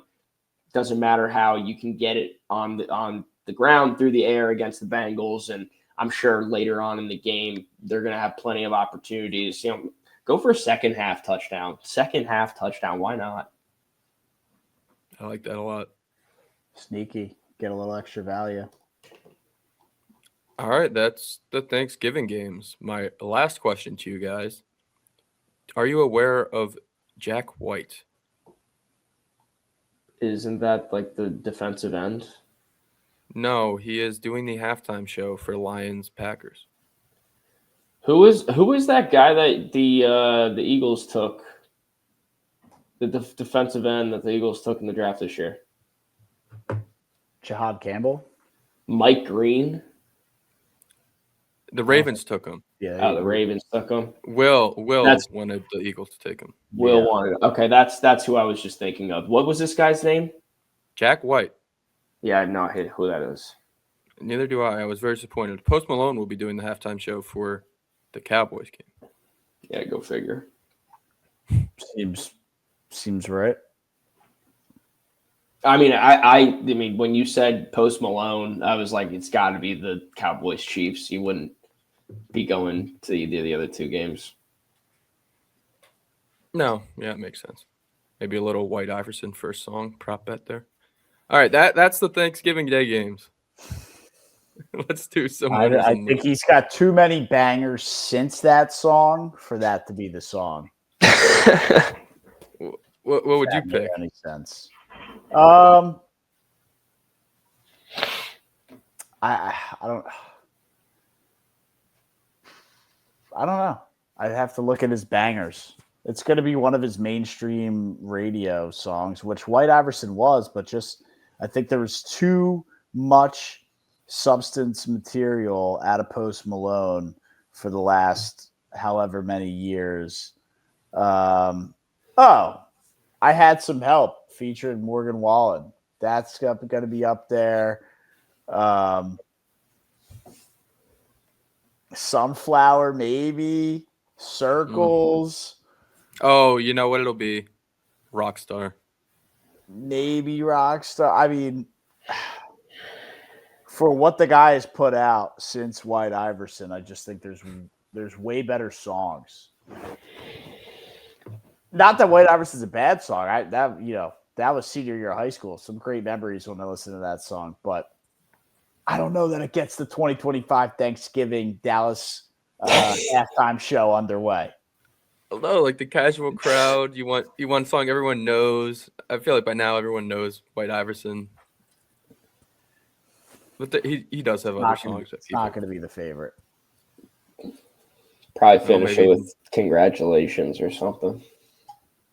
Yeah, that'll be the last one when the Cowboys are down like 21 at halftime. It's tough. I don't know how he can do Had Some Help or whatever it's called with Morgan Wallen if Morgan Wallen's not there. Sneaky line, Morgan Wallen shows up at Morgan Wallen shows up. There will be a country singer in attendance. Sorry, you go. No, you go ahead. I was just going to say if he does show up, then it probably wouldn't be the first song. It would be in the middle somewhere. I don't think he would just because the whole spotlight is on Post Malone, so they wouldn't bring out Morgan Wallen when it's Post Malone's halftime show on the first song. See what I'm saying? Oh, you know what they could do? Morgan Wallen does those walk-ins, right? Where he has a camera and he brings the people from the city he's at. So yeah, the last song's coming on the and UFC lights walk-in. go black and he does the UFC walk-in. Yeah. And the instrumental for that song comes on and they finish it with that. Yeah, I could see that happening. So not that he copied the UFC, but that is how the UFC does it. But he would everywhere he was touring, it would be, I guess, somebody of influence related to that city. Maybe they're not from there, get a sports player from that city to walk in, whatever. But I don't know. Maybe he does it and he's got someone else cool with them. I mean, shit. I know it would get the views. Maybe that. Bring out like Zeke Elliott. Yeah, have him walk out with like an old Cowboy player. Taylor Swift. Not too old. Dirk. Yeah, like Dirk Nowitzki. Adrian Beltre. Nah, that's a stretch. Wow. Cooper Flag. Nah, he's Yeah, I could see Cooper Flag doing it. Is he? I could see Cooper Flag doing that. I mean, he's young enough where it's like you give him a call, he'd be super excited to do it. Do they have a game coming up right now, or is I over in don't the think middle the of NBA the. doesn't. They don't play the on NBA, Thanksgiving. Yeah, the NBA No. doesn't play on Thanksgiving. But he could be on the road like the day after. Let's see the Mavericks schedule. I think So- we're thinking. Oh, they're in LA on the 28th for the NBA yeah. Cup. He's kind of got to be there. That next day they play. Yep. They Sure as shit ain't gonna be Luca. no. Jason Kidd. No, is he still the coach? I Tyson don't Chandler. think so. Who is the coach in Dallas? No, yeah. Is it Jason I Kidd? think he's still the coach. Yeah. No, I thought. Yeah, maybe it is Kid. All right, let's do some winners and losers. Yeah, let's move this on. Matt, I'll start with you for your winner. Yeah, I got to shoot it across the pond to my boys in red and white. Arsenal win the North London Derby, take down Tottenham 4-1. For people who don't know, that's like Cowboys, Eagles. What are some other nuts rivalries? Whatever the top of the top, right? Auburn, Alabama, perfect Iron Bowl. example coming up this weekend. It's like that times 10. So for Arsenal to win 4-1, absolute massive win. But the reason why it's also special is Manchester City lost this week. Liverpool lost this week. So Arsenal, I think, control 5 points at the top, 6 points at the top, all on the same amount of games played thus far, meaning in the point season, they're all on 12 games, and Arsenal have a 6 or 7 point lead. That means they control their own destiny in attempt to win the Premier League for the first time since 2003, 2004.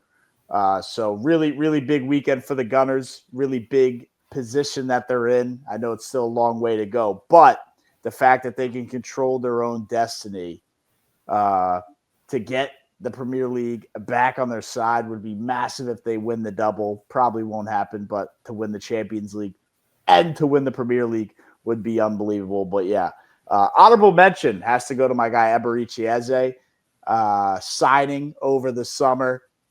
Had a hat trick in this game. Arsenal fan growing up from London. So massive, massive, massive weekend for the Gunners. And yeah, control the destiny. Easily won the weekend, at least for the world of soccer. I feel like Tottenham is really falling off a cliff lately too.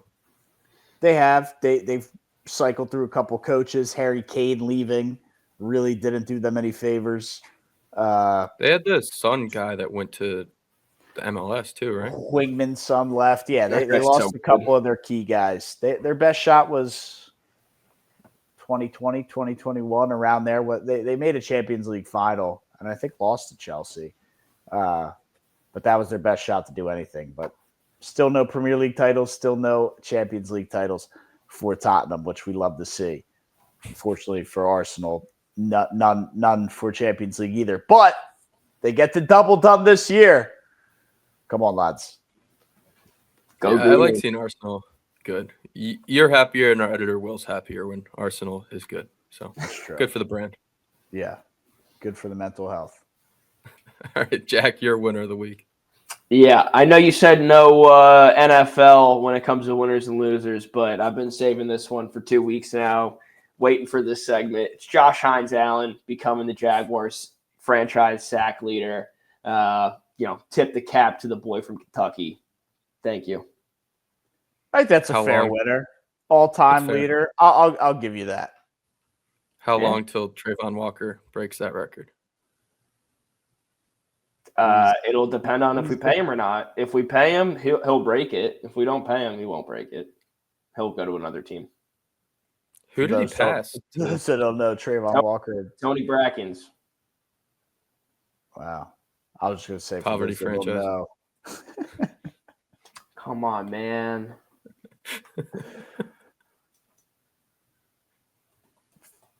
For those that don't know, Trayvon Walker, big topic of discussion last show.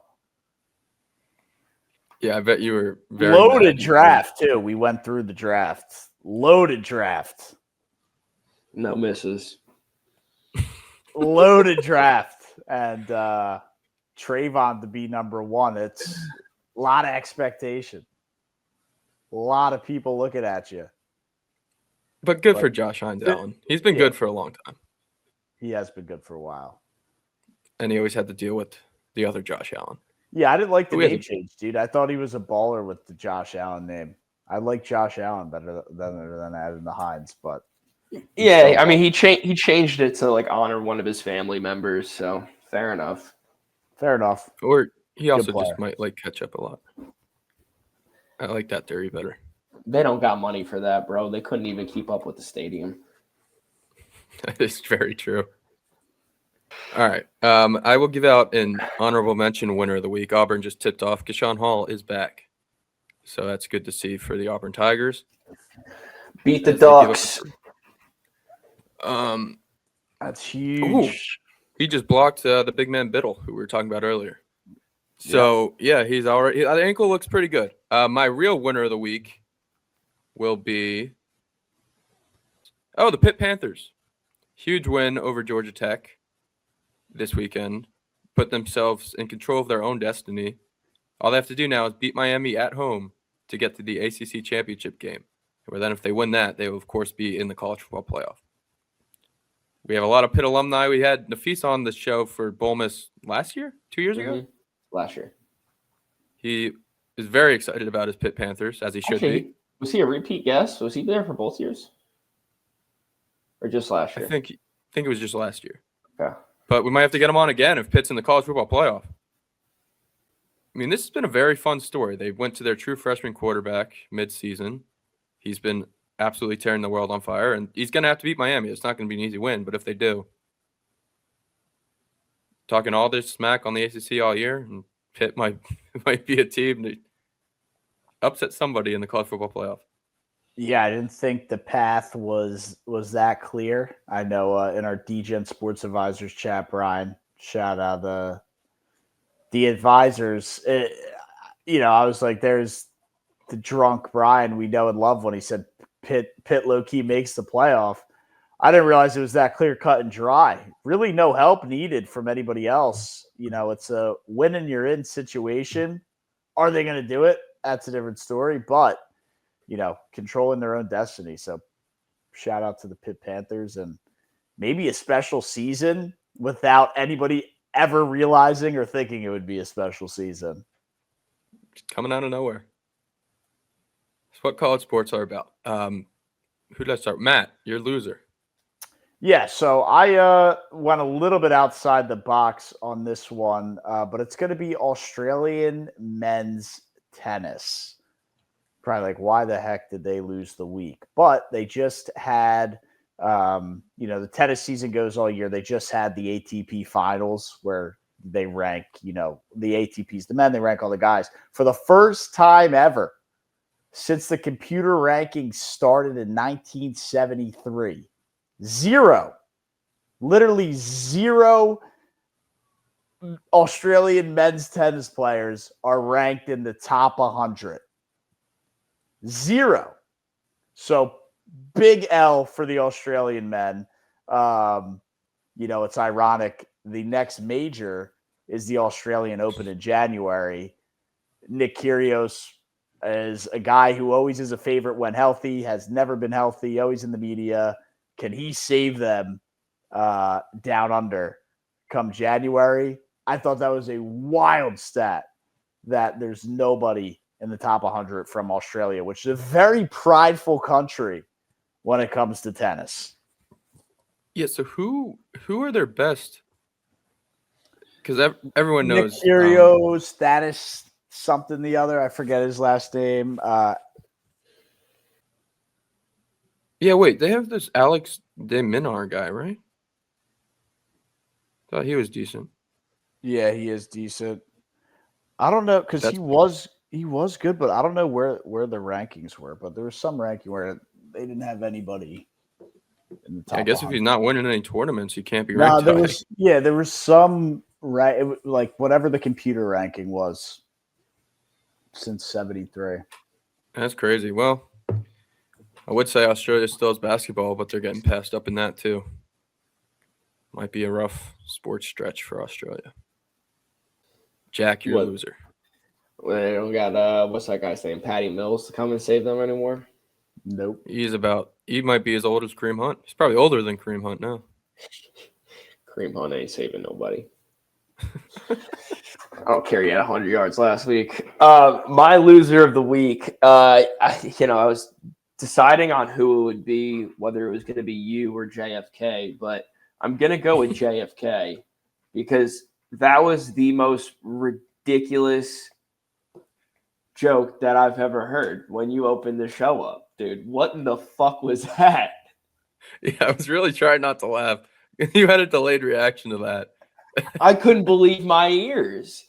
Dude, I haven't heard a casual JFK assassination joke like that in a little while, I guess.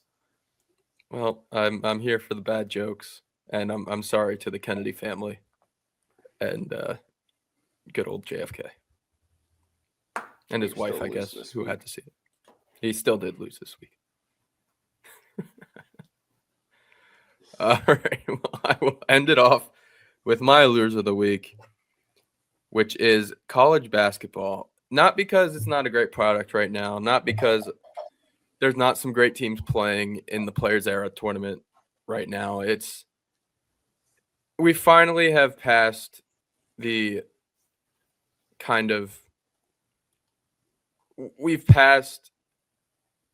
it's professional now. No longer the days of the Maui Invitational being the best teams in the world fighting it off in Maui, and then this NIL tournament is taking over, and I don't like it. I miss watching Dan Hurley and Bill Self and Tom Izzo in their Hawaiian shirts and these great teams play in Maui, listening to Bill Walton on the call. It felt special, and I understand it's all about the college athletes, and they want the NIL money over a 2-day vacation in Maui, I guess like 4 days. But it's sad to see. It's an era that has been towards the exit, and it's finally – this is the first year you can really feel it. We were talking about NC State earlier. They were the best team in the Maui Invitational field, and they just got bounced by Seton Hall. The field's not good. It's tough to see. And, yeah, we have the Players Era, but it feels like we're watching an NBA Cup. Professionals go at it. There's nothing special about it. There's nothing special about a Players Era tournament in an NBA gym in Las Vegas. I want to see them in Maui in a tiny, tiny gym with coaches with Hawaiian polos on. It's more fun. Yeah, and they upgraded, or maybe they always had it, but the polos have that Hawaiian look. Yeah, All right. It feels like we lost something special. Yeah, that was a special tournament. I mean, it was the, not that you get the preseason teams right every year, but you're supposed to get, the most talented teams at the start of the season to go battle it out, see who's, where everyone's at, and gives those teams a lot to work on for the entire rest of the year. Out in Hawaii, you don't get a ton of sports, primetime sports out there, and small gym, that small iconic gym. RIP. I will miss that tournament. I can't believe you didn't include Bruce there. You listed all those coaches, and you just didn't say Bruce Pearl. Like, he didn't look great in that Hawaiian. He did, and he was there twice. So I'm sorry for the omission there. But I believe both years Auburn went, they made their Final Four runs. It might have been a year early when in 2018 they went and then made it. Not directly sure, but it's very sad to see it. Very sad to see it. But that's the winners and the losers of the week. And yeah, it is. I just want to clarify one thing because the Alex D. Minor thing had me rattled. I was like, wait, shit, did I completely butcher that? But it was 2024 rankings. He missed a lot of time for injuries, which kept him out of it. So it does stand. But I was rattled for a second when he said, I was like, wait, yeah, D. Minor. I should have looked into that a little bit more. But the injuries just absolutely, and I have it. He's the closest at 102. Okay. Yeah, that makes sense. And he'll probably get back in after he plays a couple tournaments. Right. You'd figure Australian Open will get back in, but it is still wild. He had a massive injury plague in the second half of his season, which dropped him out. But 102. Then Alexi Popperin 108. Jordan Thompson 115. Where even is Kier? I don't even think he's eligible to be ranked because he hasn't played in 2 years. Oh man, we need to see more Nick. But I mean, dude, we've become at least a major tennis podcast, bringing on special guests. Our guy Steve. Australian Open's next. It's right around the corner. I'm pumped, man. January, bring it on. We'll have to get him on in a couple months. Couple months, 6 weeks. A little longer than that. Whatever. I think that is this week's episode of Views from Section 400. If you stuck around with us, we really appreciate it. I know this was a long one. And a happy Thanksgiving to everybody. Happy thanks, everybody. We're getting into the nitty-gritty of it. Next time we chat with y'all will be December. Bulmus is almost here. Bulmus is almost here. Rico Dowdle, oh my God. They're pulling out all the tricks. I got to go. My Panthers are on. We'll see you guys in December. Happy Thanksgiving, folks.